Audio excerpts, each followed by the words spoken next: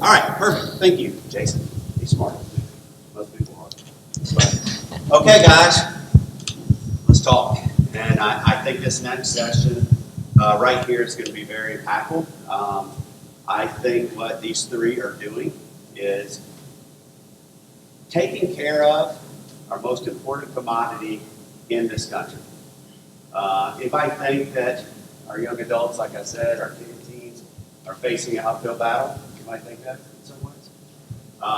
We need to be there for them. So let's talk. And I'm going to just go back and forth between all of you and ask you questions. Okay, you wrote a white paper. Talk to us about this white paper and why you wrote it. Well, I, as Matt stated earlier, practiced pediatric medicine for 19 years, and especially toward the end of my time in pediatric practice, I was seeing a real disconnect between parents and children and just between my patients and themselves. And I had experienced my own transformation of mental, physical, and spiritual health, but really a lot of that came from community, Matt.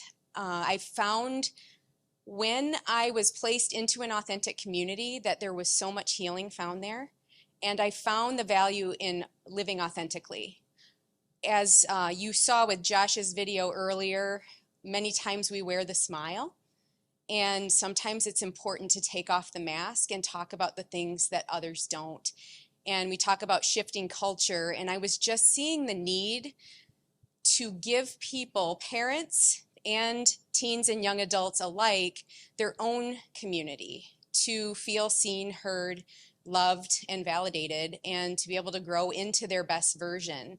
And I just had this vision one day when I was on vacation that maybe there was a way, if I could take through a lot of my experiences, a lot of these beautiful professionals that I'd met and people I'd come across in various parts of my life and bring them together for the greater good. If we could connect resources, if we could build a community where it could be peer-to-peer learning, but also professional to member learning opportunities, that could really be something special. And I knew that I couldn't help a kid if their parent wasn't willing to also work on some things. And we can't lead someone where we're not willing to go ourselves. And I think it's so important that we take a deeper dive into why are we mismanaging our own emotions. If we see our kids are struggling with anxiety or depression, sometimes the apple doesn't fall far from the tree, but we're walking in autopilot and we're blind. So my blinders were taken off in my own health journey, and I wanted people to have access to what I'd experienced. So I wrote it down one day, and after I got home from that vacation, and I just thought, gosh, I'm a full-time at that point professional mother of two really busy kids, and how am I going to do this? I just didn't know enough about technology. I thought maybe it would be a Facebook group or something like that with a website interconnected. But I saw Convene, and I wrote down almost every aspect of Convene, like you mentioned, the anonymity, the niched focus groups where if you were a student athlete or a Christian, where you could maybe talk to those people in that were really passionate about what you care about. So I did what Eugene Brown spoke about earlier, and I started to ask, and I started to just have a lot of those conversations of, would you want to be a part of this? Or do you have any ideas of how this could happen? And enough of those conversations happened where I ended up connecting 1 year later in the exact same location on vacation again with Jeff Bateson. And that mic up, Jeff. There you go. All right, so before we get to that connection and how y'all did that, Jeff, you and I have been friends for a long time. And it all started with the recruitment of Brady. And, often I'll tell y'all this, that Jeff will say to me, he's like, I don't know if I have a story. I don't, right? He says to me all the time, don't you? Well, you do. You do have a story, and you have a story of impacting young men like this man right here. he came to Guilford College to play for you because who you are. And so you carried on as a coach, college coach, and a high school coach, and now into a teacher. And I commend you for that because that's your impact, that's your why, that's your story. And so I love that about you. But now a little bit about yourself and that connection that you made with Kate on this, because you've been around for a long time building this with us. Yeah, like you said, it started recruiting Braden, and I actually remember the lunch that we had.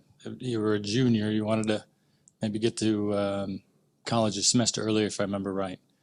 And just sitting at lunch that day, and you were telling your story, and then started telling me about Convene and the scenario-based trainings. And I think my comment to you, or my quote back to you, Matt, was something to the effect of, man, you could do anything with this. Like anybody could use this, right?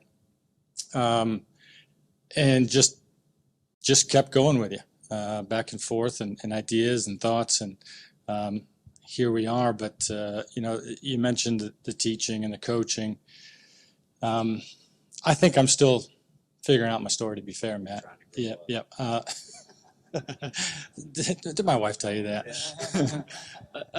No, I'm still trying to figure out exactly where my end story is going to be at. You're right. I do really enjoy affecting young people in a positive way. Somebody asked me just the other day about teaching, and I said, you know what? I like teaching. I don't love it yet, but what I love about the teaching is being around the kids. And just last night, I think actually Kathy asked me about, do you miss coaching in college? And I said, yeah, I do, but I miss the relationships with the kids the most.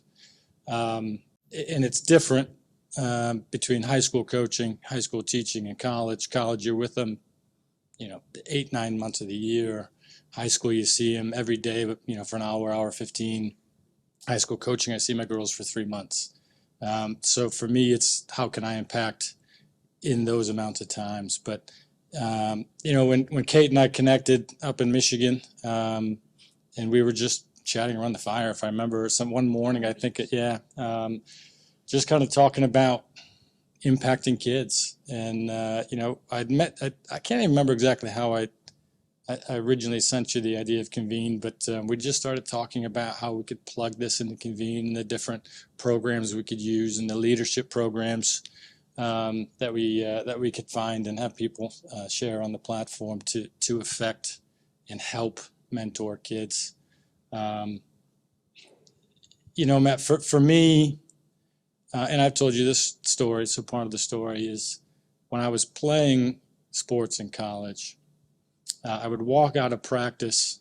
We practiced, seemed like a country mile away, but about a half mile off campus. And as we walked back, I always just thought, what did we do at practice? And it kind of came in to learn something new every day.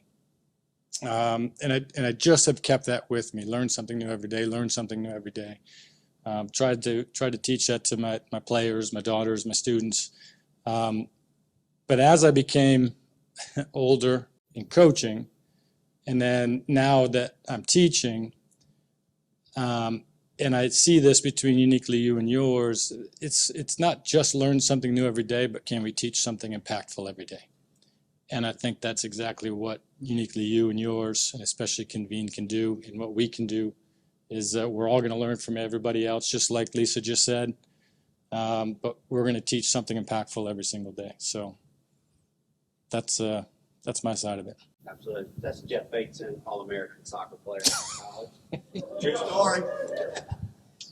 Mark, so I had this thought, and so we've been talking for a little while, and let Mark tell you a little bit about himself, but I think he is going to bring the structure to Uniquely You and Uniquely Yours that is going to really help propel this into helping a small number of students.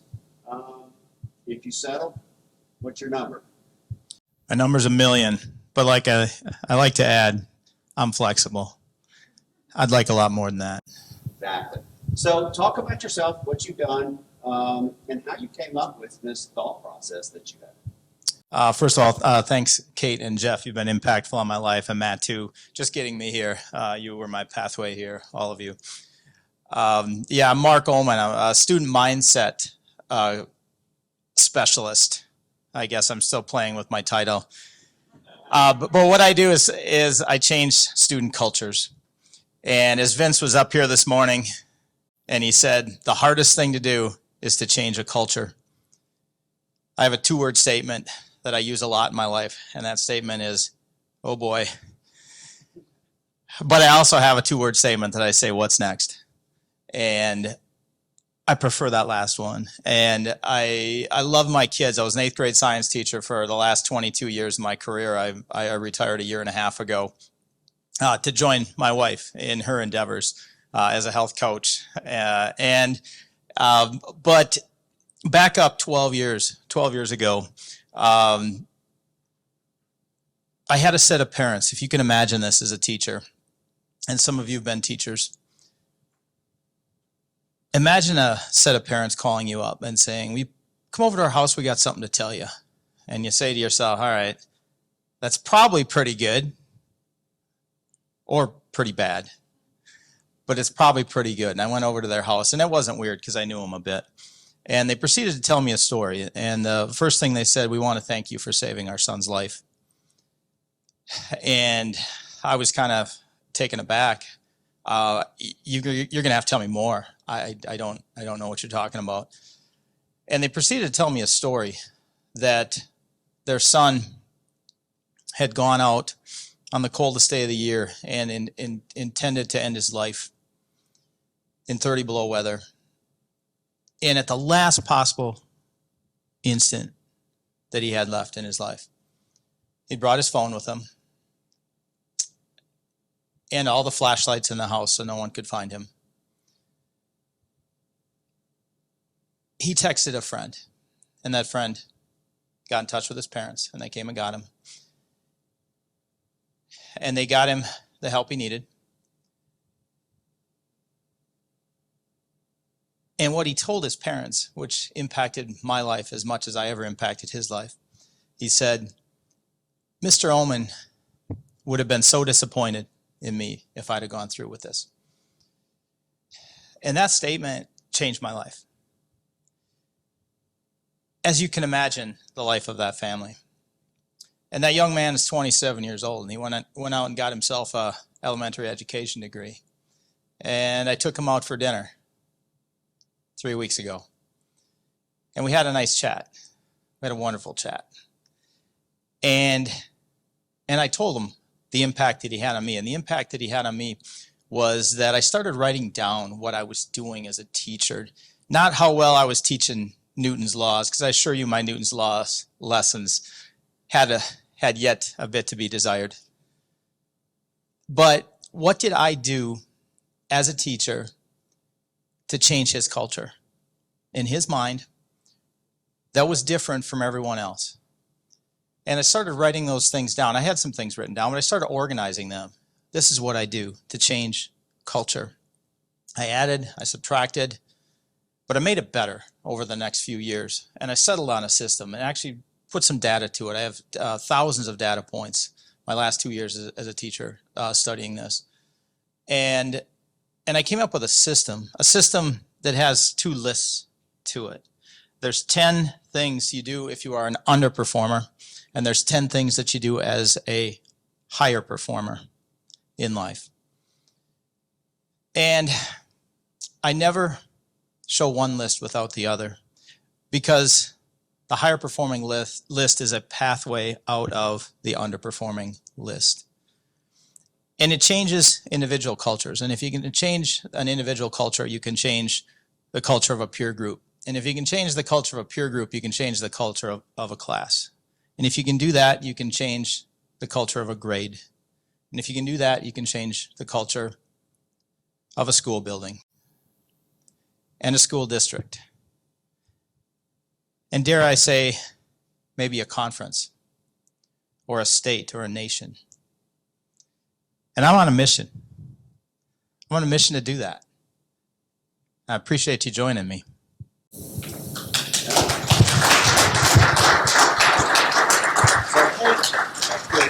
Love it. See what we're doing here? Come on. This is great.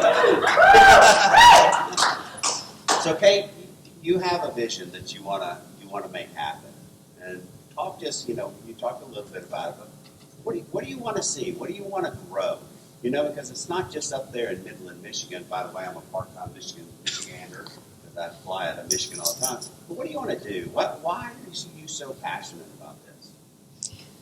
I think I really just want people to realize, whether they're the parent or the young person, that their life experiences are shaping them but not defining them. And I want people to not settle. I want people to dream and to play and to keep becoming the best version of themselves to serve the world at a greater level. And I believe that Uniquely You and Uniquely Yours are suited for just that, by giving people a space to come where we're not relying on the mental health community to do all the fixing. We're not relying on the doctors to give all the medicines to do the fixing. Really, it's helping connect the person to their higher power. For me, that's God, and to myself, and connect the dots in my story. But my story is just mine. I have some answers and some experiences and knowledge to share, but I really learned so much, Matt, from other parents, and I'm still learning. And I love what Jeff said, that I want to be somebody who wakes up every day full of passion, and I want to be able to learn something new every day, but to mentor others through what I learn. And I don't believe we need to keep our knowledge and experience to ourselves. I think it's meant to be shared. We need connection and community, and I see that people thrive better with that. So I truly hope that with Uniquely You and Uniquely Yours, we give people that opportunity to meet them where they are. I've grown in confidence over the past 4.5 years to the point where I can share as myself and own my story. But not everybody starts there. And I want to honor that, especially with the children and young adults that are entering this space. We give them that place to share their story and let them know it matters, and that they don't have to be ashamed of it. But they instantly, when they step into this space, they realize that they're not walking alone, that there's people that care about them, that there's resources if they're willing to put on their learning cap. And what I love about what you've built is it's a quiet space. There aren't notifications pinging and dinging and all the things. And you really just come to engage and to really take something away that you can apply to your life that day.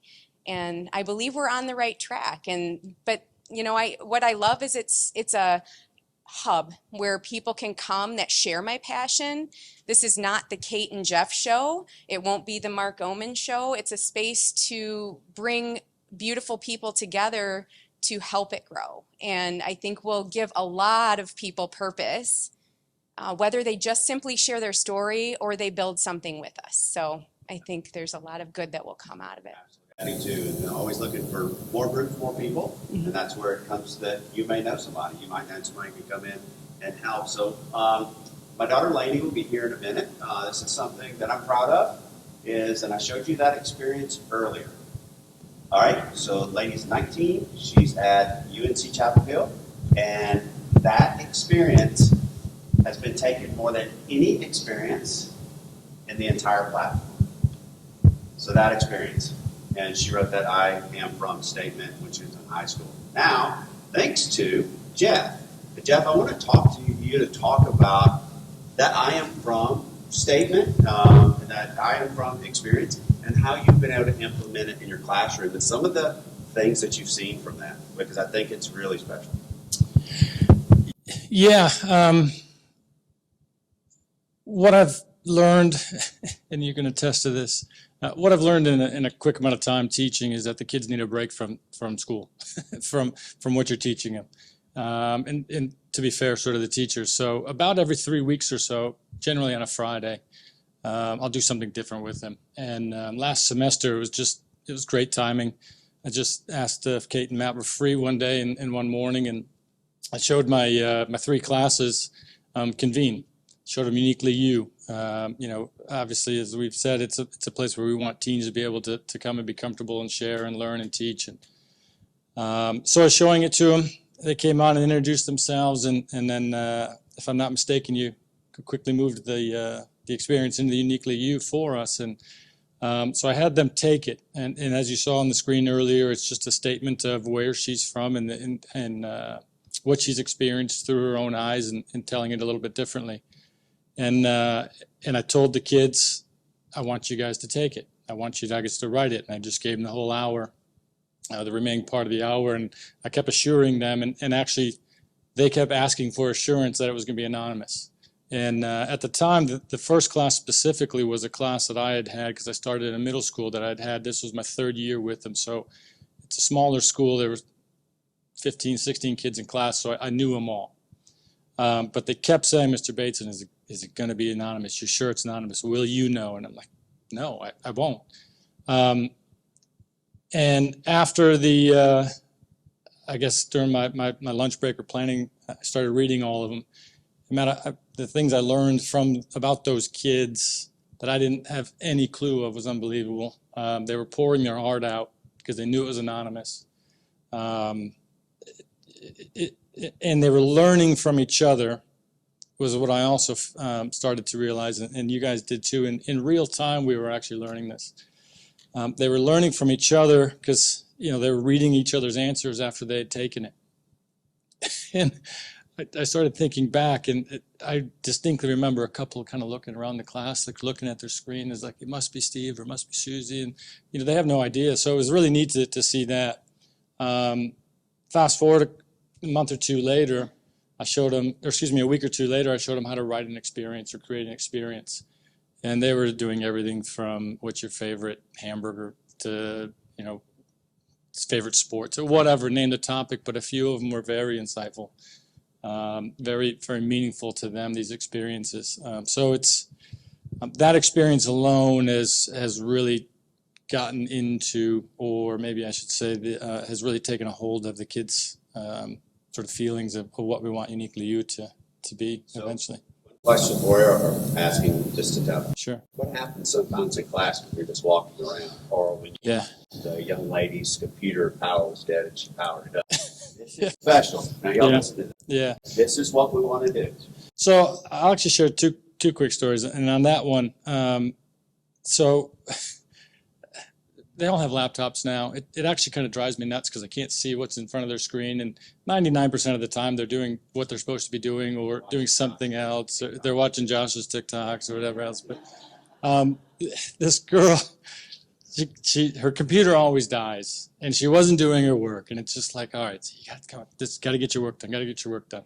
So she goes and plugs it in, and it powers back on. It just happened to walk by. Well, it powered right back onto the same screen as she was writing an experience in Uniquely You. That's what she was doing for 20 minutes. She just didn't want to do her work, and she was doing that. And I said, great. But I'll share this with you. So there's a girl that was going through a rough time for a little bit. It was about a year and a half ago. Her mother gets COVID and doesn't really know what to do. Can't go talk to mom. And it's just having, everything just kind of built. It couldn't go talk to mom, and mom's the one that, mom always makes things feel better, right? So just kind of having a breakdown and wasn't sure how to voice it. And this young lady says to me, Dad, can I write an experience out of this? Yes. And just watching, I won't say her name, just watching her write this experience with the background of what she was going through and the feelings that she had, and asking just how would you deal with it, and having two simple questions, and got done and got a couple of responses. It was just amazing to see that sort of the relief, got a couple of responses, and shared them with me, which was great. And even better yet, when the little experience icon was on the screen today, she's like, "That's my experience." So I'm sorry to embarrass you, but it's a great story. So it's exactly what we want to see from all kids. So yeah. Absolutely. Mark, so you want to impact a million kids. We've been talking strategy all week. We've really dove into it. What are you going to do? How are you going to do it? The Convene platform, I've learned a ton this week. My wife and I flew in on Monday without any real hard and fast schedule. But I like to do that because you invited me in, and we talked strategy on Tuesday. I spent Wednesday in Jeff's classroom with a group of 10th graders, and what a blessing to be back in the classroom and seeing the impact that you're making on the kids and teaming up with you. Looking forward to that in the future tremendously. So partnering with people that can train the trainers is one of the themes that came up quite a bit on Tuesday when we spent time, on Thursday, Friday also, and getting people. I can't do it by myself, and so we need help, and that's where the Convene platform comes in. When COVID hit, I found out I kind of liked the camera. and I enjoyed being online, and in other areas of my life, I found out I kind of enjoyed being on camera. And so to come up with lessons that can supplement the culture transformation in classes like Jeff's and others around the country is key to get some things out there so that teachers can get the proper direction themselves to take the system where it needs to go and to change cultures, because I've seen it work. I've seen it work, and I've seen it work very, very fast, and for a lot of kids. And when you get a few kids going, it generates interest. And if you can generate interest, just like generating interest with Convene, you generate interest with a child, and pretty soon their friends get interested, and that positive peer pressure of, hey, let's get on board. So bringing that back to Convene, getting people on board, getting school number 1, school number 2, school number 3, getting them on board, getting them going in the right direction. And as I mentioned, we don't need more money, we need more people. And getting more people leads to other things. My best victories I probably haven't dreamt of yet. The system that I use, most of the victories I couldn't have predicted, and they come in tiny ways. I had a young lady hand me a 7-page letter the day I turned my resignation letter in a year and a half ago, or I might not have resigned. But she said, part of the system, she just thanked me for introducing her to the system. She hated her mom. Her and her mom fought daily, and she added to one of the lists that I had. She said, I need a better relationship with my mom. 2 months later, she was best friends with her mom, and she no longer had to bring that baggage to school. Now she could focus on being a higher performer in other areas of her life, because she nailed that down. Simple victories. Didn't see that coming myself. I didn't know that was coming. I had a lot of those. Simply getting a kid to pay attention. I had another kid, if you've ever, maybe even, dare I say yourself, struggled to pay attention in class, or had a kid who's struggled to pay attention in class. I had a young man rarely paid attention. He really struggled. But in part, going through the system, he got himself to focus, and he got himself to start paying attention, and he got himself in a better place to learn. And he was paying attention the day I taught him about radioactive wristwatches, and he asked me, he said, my grandpa gave me a wristwatch 5 months ago when grandpa passed away. Now he's wearing his grandpa's wristwatch. I don't have it on my wrist, but will you bring it? Can I bring it tomorrow and you can test it with your Geiger counter? I said, yeah, absolutely, thinking nobody's got one of these wristwatches. They threw these things away decades and decades ago. He brought it in, it was radioactive. And I said, let me see your wrist. Grabbed his arm. And the precancer was in the shape of a wristwatch and was growing up his arm. And it was probably 6 inches up his arm. And I said, you need to check this out. And got in touch with his mother. And slowly over the next 2 or 3 years, it kept going up his arm, but it started to recede. That young man's on the fire department with me today. Little victories. You just don't see that coming. He was paying attention that day. Was it exactly due to the system? In part because he was in a better place to do that. And so those kind of victories start piling up. I've shared the victory with my dad. I knew how to handle a situation when I got a pager call to my parents' house for an 84-year-old man, pulseless, non-breather, 79-year-old lady beginning CPR. And I knew that was my mom and my dad. And the energy in that room when I got there was good, because this is one of the firemen. This is one of their own. This is my dad. And I said to my mom, I could feel it wasn't quite there. And the reason I knew that is because nobody in that room had ever seen an 84-year-old man get defibrillated and live. And I knew that. Had my dad gone that day, we'd probably just said it was his time. But I felt it wasn't his time. I turned to my mom. Because of the system that I learned myself, I knew how, in the middle of this chaotic situation, how to message the other 6 firemen that were there that day and get across to them, I expect you to save my dad. I turned to my mom and I said, Mom, if I had to pick 6 other firemen to be here today, I would pick these 6. And at the debriefing a week later, they all said that made a difference. They all knew that Mark expected them to save his dad. The energy changed in that room. My dad was defibrillated in the house, in the ambulance, and at the hospital.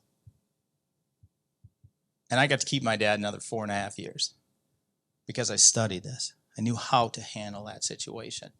I found it tremendously. My victories came in places I did not know they were coming from. And it started with teaching 8th graders. Okay. So we only have a few more minutes for both of you, all 3 of you. Where do you want to go from here?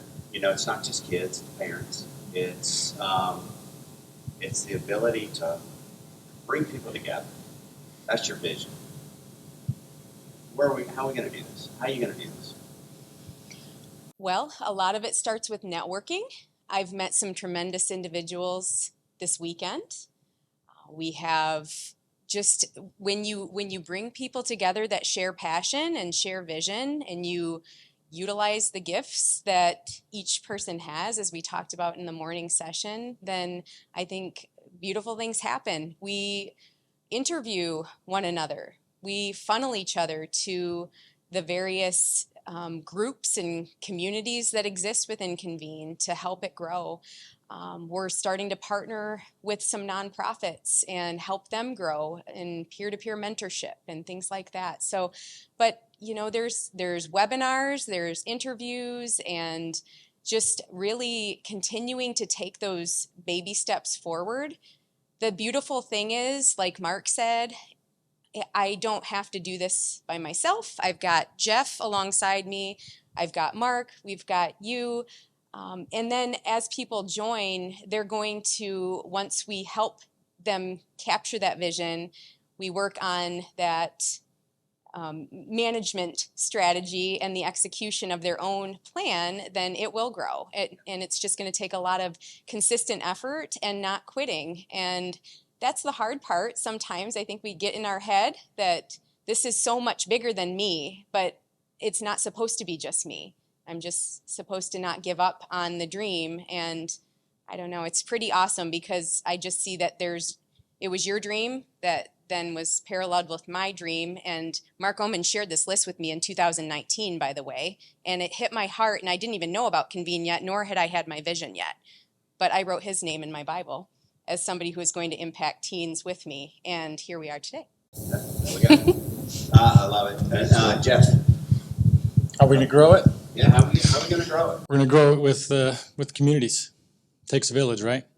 You know, the way I see it is the teens helping teens, the Uniquely You. You know, I've already had some of my students look into the health and fitness community, or look into the writing community.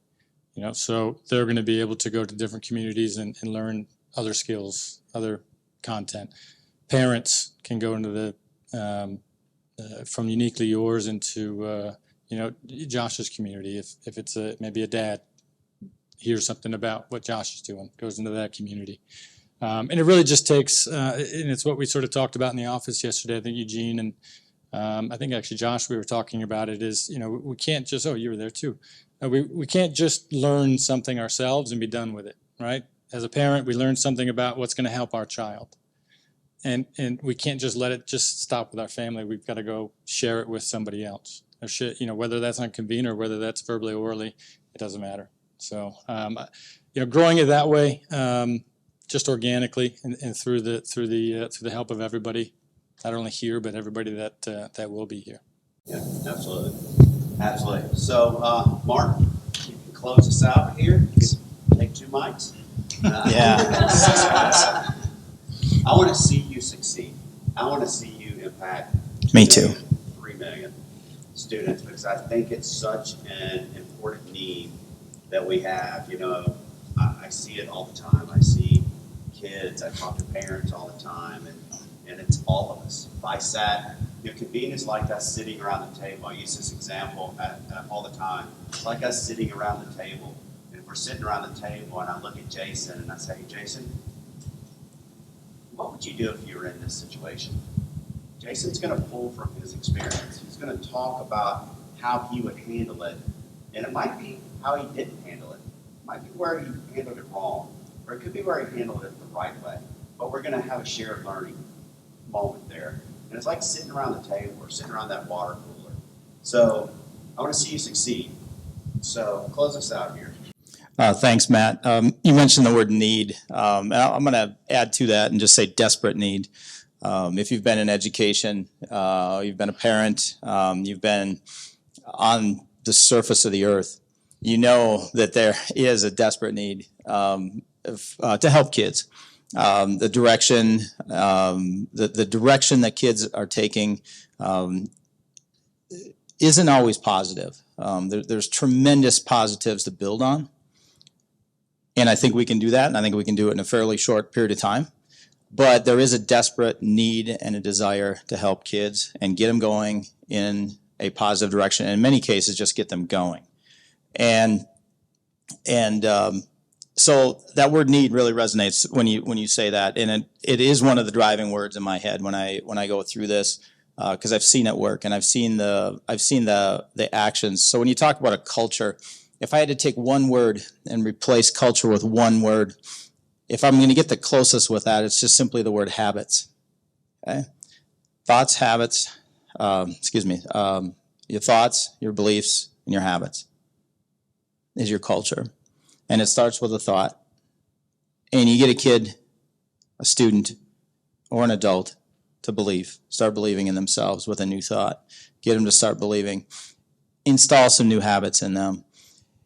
It's a difficult thing to do as an adult to install a new habit. As a child, it can be even harder under the pressures that they are with